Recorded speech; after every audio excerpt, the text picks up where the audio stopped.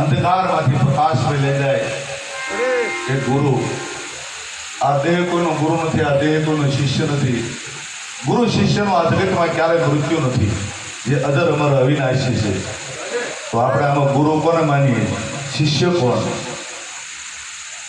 શબ્દ ગુરુ અને સુરતા શિષ્ય. સ્વારામ બાપાએ ભજન દ્વારા કીધું, સ્વયંવર સદગુરુના દેશમાં પરણે શબ્દને સુરતા નાર મરજીવા હશે તે વિવાહ માણશે.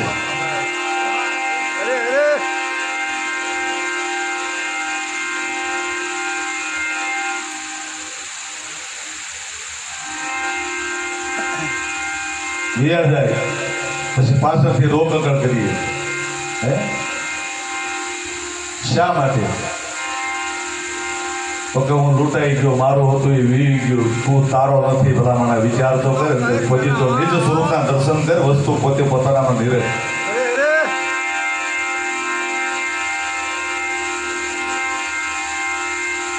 જે વસ્તુનો આપણને આ મોહ હોય, આ શરીરનો મોહ છે, સ્ત્રી હોય કે પુરુષ હોય, આ શરીરના આકારોનો જેને મોહ છે, એ આકાર તો પરમાત્મા મારી તમારી સામે મૂકે છે. પછી એને રાખને માણને બેટા ખબર પડે.